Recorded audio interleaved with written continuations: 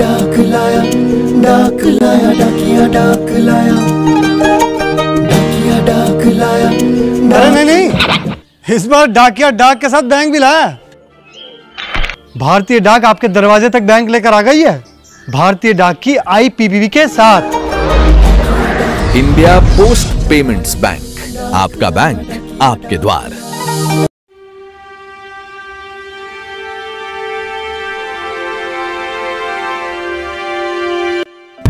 भारत शहरों में नहीं बसता है और मुल्क के बेशतर इलाके अब भी डाकिये और पोस्ट ऑफिस के ही दस्ते नगर हैं। जहां दुनिया के बेशतर ममालिक में पोस्ट ऑफिस बंद हो रहे हैं, भारत में मुआसराती इनकलाब की लहर के बावजूद नए डाकखाने खुल रहे हैं। यकीन नहीं आ रहा कि आज़ादी यानी तकसीम हिंदुस्तान और पाकिस्तान बनने के वक़्त भारत में सिर्फ 23,334 डाकखाने थे, लेकिन आज उन पोस्ट ऑफिस की तादाद बढ़ के 1,56,721 हो चुकी है और भारत में 32.88 लाख मुरब्बा किलोमीटर के दायरे में 1.56 लाख डाकखाने हैं, जबकि चीन में 95.95 लाख मुरब्बा किलोमीटर के दायरे में 76,358 डाकखाने हैं। अमेरिका का रकबा 93.72 लाख मुरब्बा किलोमीटर है और वहाँ पर 37,653 डाकखाने मौजूद हैं। यूनिवर्सल पोस्टल यूनियन के मुताबिक साल 2013-14 में पूरी दुनिया में कुल 6.40 लाख डाकखाने थे, जिनमें से सिर्फ 1.56 लाख सिर्फ भारत में थे। अब इतनी सारी तफसीलात और आदाद व शुमार हैरान कुन हैं। अंग्रेज़ों की आमद से कबल ही भारत में पोस्टल निज़ाम खासा मजबूत था। पहले डाक सर्विस बादशाहों और हुक्मरानों के ज़ेरे इस्तेमाल होती थी। पुराने ज़माने के डाकियों यानी हरकारों के ज़रिए पूरे मुल्क में तरसील का उम्दा निज़ाम था। ऐसे शख्स को बतौर हरकारा मुतय्यन किया जाता था जो हर किस्म की सरगर्मियाँ अंजाम देने के काबिल होता। वो मौसीकी के आलात के साथ साथ तलवार और नेज़ों का इस्तेमाल भी बखूबी जानता था और तेज़ दौड़ने की काबिलियत से भी आशना और मुज़य्यन था। हिंदुस्तानी डाक का सदियों का सफ़र उसने तय किया है, तब जाके वो इस मुकाम को पहुंची है। हरकारों के लिए तेज़ दौड़ना, आलात हर्ब व ज़र्ब को चलाना इसलिए भी ज़रूरी होता था क्योंकि उनको दरियाओं और घने जंगलों को अबूर करना पड़ता था।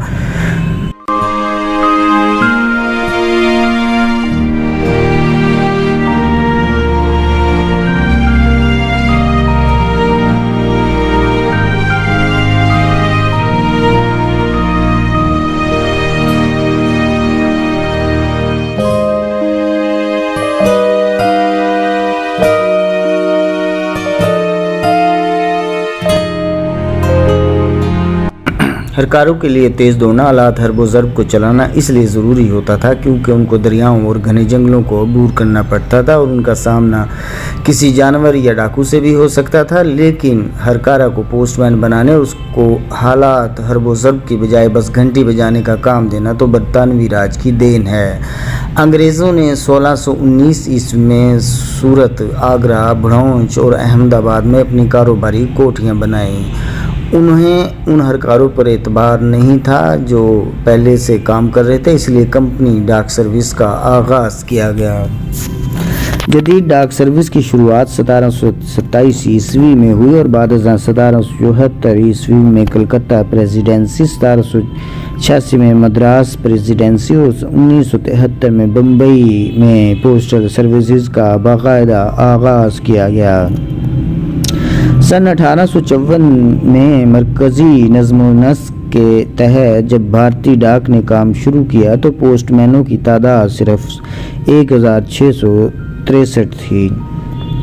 1856 में हर डाकी के लिए रोज़ाना कम अज़ कम 75 ख़त तकसीम करना लाजमी करार दिए गए और आज भी दिल्ली का गोल डाकखाना जो 1947 से कबल वायसराय की पोस्ट ऑफिस के तौर पर काम करता था, हर रोज़ तकरीबन 50,000 खतूत तकसीम करता था।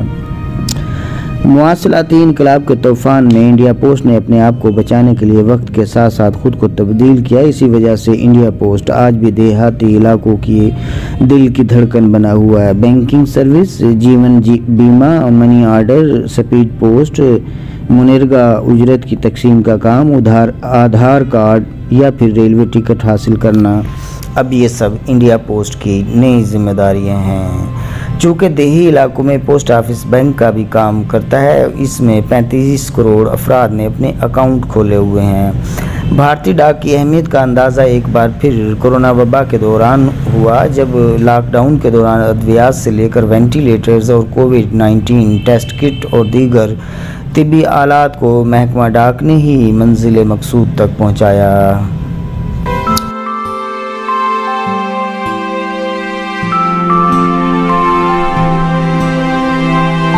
करता है, डाकिया हर किसी को प्यार करता है, लेकिन उस डाकिये की तरफ कभी हमारा ध्यान नहीं जाता है। हमारे पोस्ट ऑफिस को पेमेंट बैंक में कन्वर्ट करने की दिशा में काम उठाया है।